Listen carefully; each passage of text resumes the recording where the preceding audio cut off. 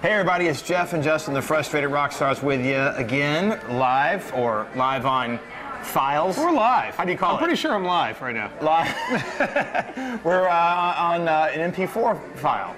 Live. MP4? You know how they say live on tape? Mm-hmm. We're live on MP4. Why not MP3? Well, because it's a video. Oh, see, I don't know that stuff. Anyway, we're at the On the Rocks Tavern in Sandy Springs, Georgia, and we talk rock and roll, you know. Absolutely. Stuff. Yeah. What do you want to talk about today, Justin? Well, today we're going to be talking about a topic I think is very interesting, actually. It may get a little controversial. Race may be named and mentioned, but just everybody's going to have to, you know, put on their adult pants and listen to this one. We're going to be covering today rappers versus rockers, and really the topic is, it seems to be a pattern that rappers kill each other while rockers kill themselves. Yeah, either through suicide or drugs. I mean, the list is, we got Kurt Cobain, oh yeah, Janis Joplin. Everyone knows the rockers. What's the guy's name from Blind Melon? Hoon? Shannon Hoon. Shannon Hoon. You know the list, obviously. Right. And the rappers that have shot, you know, Jam Master Jay, Biggie Smalls, Tupac. And there's so many other, like, the little small up and coming, Old Dirty Bastard. Now you better watch what you say. Yeah, I don't want Old Dirty Bastard after me, that's for sure. Actually, how did he die?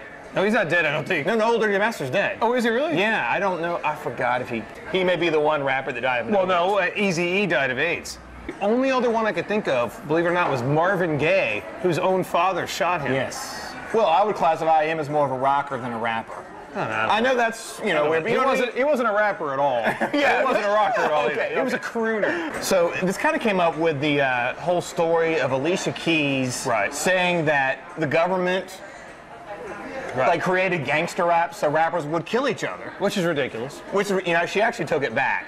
She said, well, she backed off of it. Yeah, she said Blender Magazine took it, you know, a different way. I just think, you know, the Black Panthers sold her a bill of goods. I think she was a little impressionable. I mean, I'm not much of a conspiracy theorist, but well, it's like they always say that, you know, crack was created by the CIA and forced into ghettos. Right. You know, that's it's a free marketplace. It's a free marketplace. And there's plenty of drugs in all the other neighborhoods, too. So I think it's an interesting phenomenon. Something you don't think about very often is that, you know, I mean, Bruce Springsteen doesn't have a beef with Elton John. Right, much, yeah. He's not going to drive by and shoot Elton John.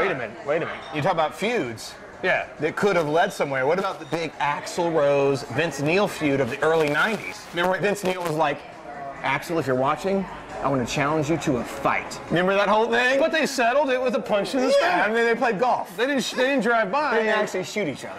So what do you think? What is the cause of that, you think? I think it's just the whole lifestyle. Is it cultural? It's the gangster rap style, the gangster lifestyle of you gotta really be hard, you really gotta practice what you preach, and you know, sometimes the gas gotta come out. Most of the times these rappers, when you hear them interviewed, it's all an act. Have you ever heard 50 Cent in real life? Oh, he's a total bright businessman. I mean, it's all an act. Yeah. And especially him, I thought was interesting because he's supposed to be this guy that was shot 9 times and all this stuff. So, you know, I always feel like, it's probably an act. But then again, they're getting shot. Well, the one that's most disheartening to me is Jam Master Jay. Yeah, that was because I'm a huge Run DMC fan, and obviously whoever shot him probably was also a Run DMC fan, or knew of his stature. No one would go bust into the studio and kill Jimmy Page. Right. You know, so I don't understand. Even if you have a beef with somebody, why would you want to, you know, shoot one of your idols, or you know? Because that's the one that really gets me. Because he owes you $10. I just think it's a cultural difference. And just like in the rock and roll community, you know, drugs is a a cultural thing. It's a part of, that's why there's so many they all do over and over. But think about this. They all do drugs. Everybody does drugs. Yeah. Whites, blacks, rock, everybody. But they don't overdose on them. Right. Rock and rollers seem to overdose part of on the culture. You know what I think it is too? Rock and rollers tour. Usually rappers don't tour. I thought they did. Every now and then they do, you know, a couple shows. But I mean, rock and roll, they don't do like the grueling tour. You live on the road for 30 years as a rock and roller, and you're sitting in hotel rooms, you're sitting on buses, people are giving you the stuff, there's chicks everywhere, you got unlimited budget. I think the rock and rollers just party themselves to death.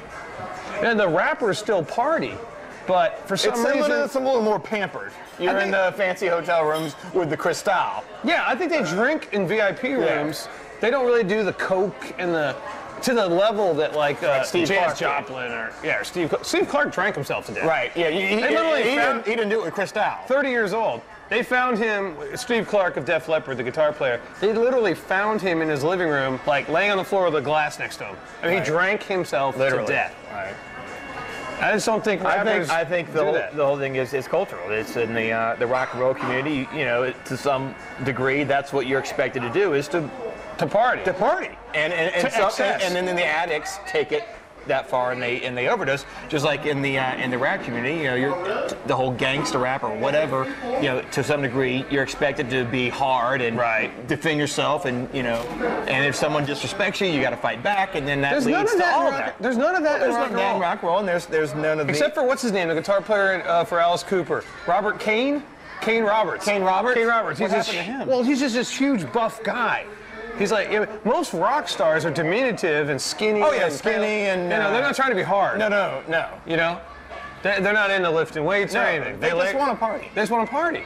I think that the rappers party, and again, this is, you know, an observation, and it's not true in all cases, but I think when rappers party, they're partying for status and to get laid, and that kind of thing. Whereas rockers party to get effed up. Right, because they're addicts. I think there's more addicts. Right. In the rock and roll world than the. I wonder what comes first, the addiction or the stardom.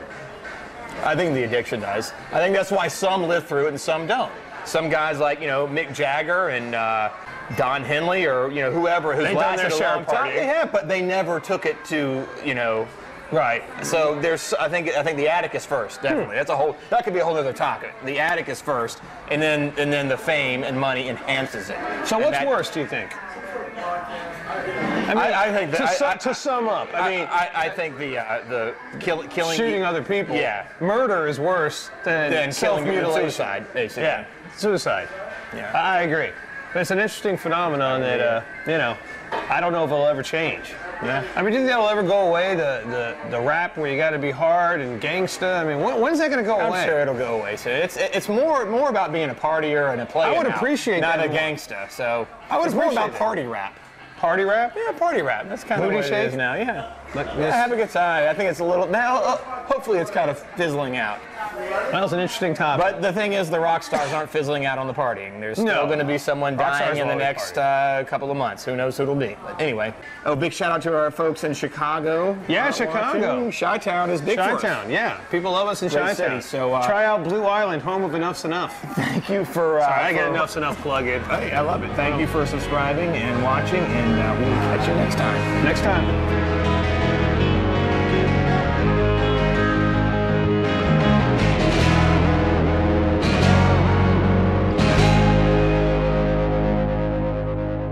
Anyway, we're at the Sandy Springs Tavern in, All right.